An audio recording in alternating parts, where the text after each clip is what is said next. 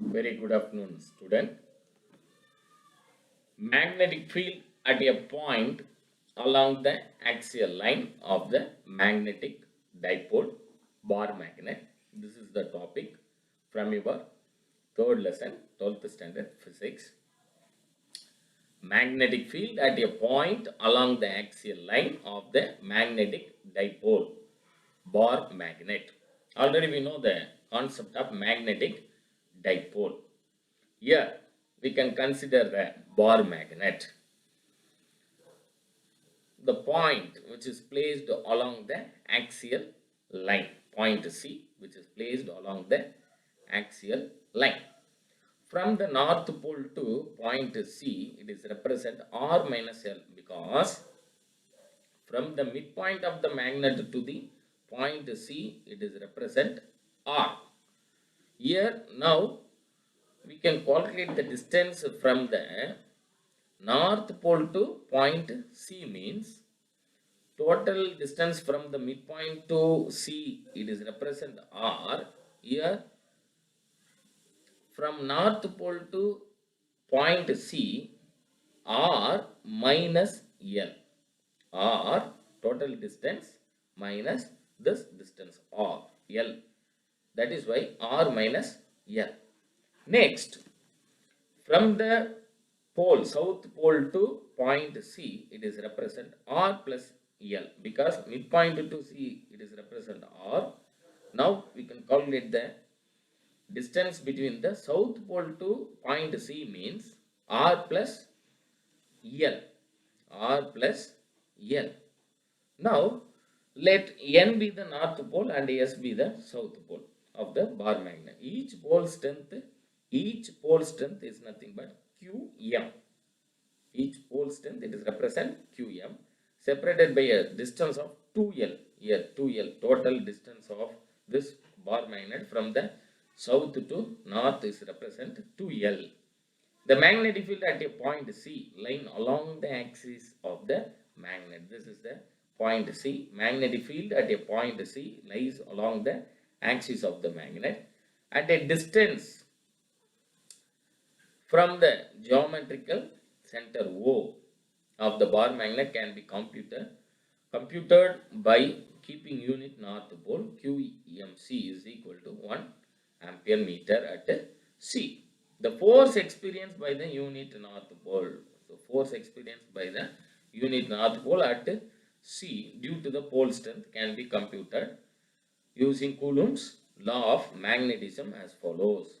So using the Coulomb's law of magnetism, the force of repulsion between north pole of the bar magnet and unit north pole at point C in free space is Fn vector. It is nothing but force by the north pole.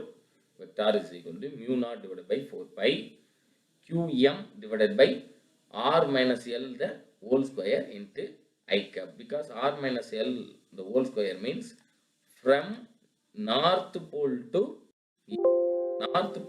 point C, it is represent R minus L. That is why mu naught divided by 4 pi into Qm divided by R minus L the whole square into I cap, where R minus L is the distance between the north pole of the bar magnet and the unit north pole at C.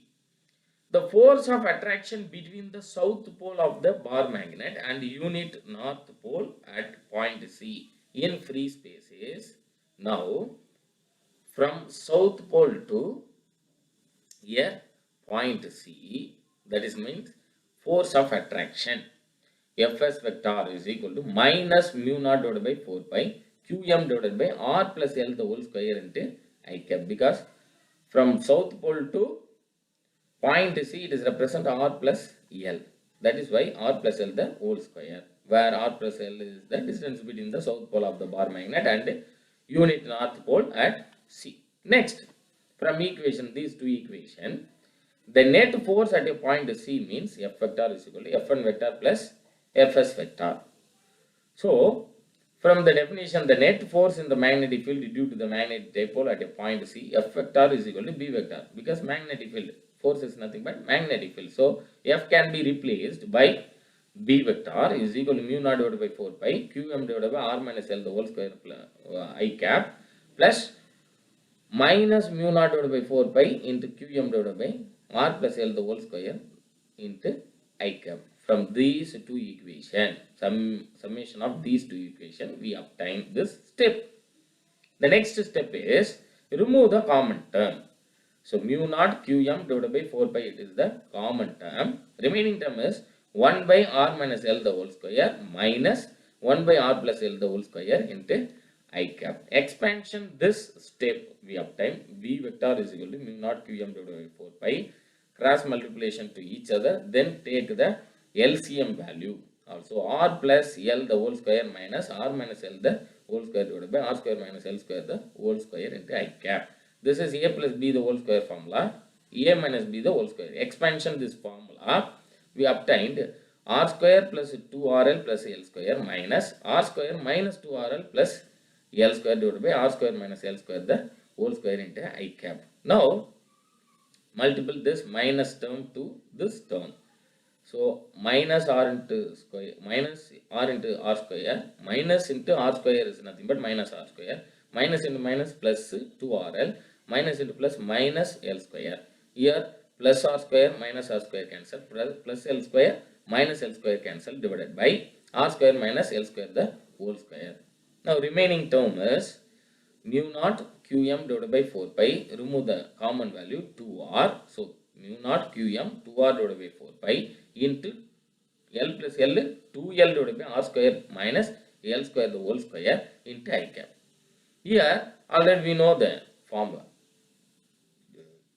Mu naught 2r, simplify this step, mu naught 2r divided by 4 pi qm into 2L divided by r square minus L square the whole square into I cap. This is the final step. The next step is, since magnitude of magnetic dipole already we know, the modulus of Pm vector is equal to Pm is equal to Qm into 2L. Here Qm into dot 2L can be written as, replaced as Pm.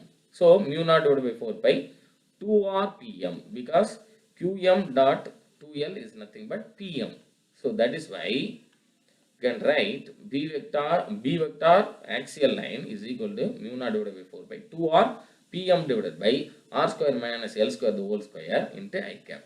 If the distance between the two poles of a magnet are small, looks like a short magnet compared to the distance between the geometrical center O of bar magnet and the location of point C, that is r is greater than L, then the value L can be neglected from this equation. So r square the into whole square is nothing but r power 4.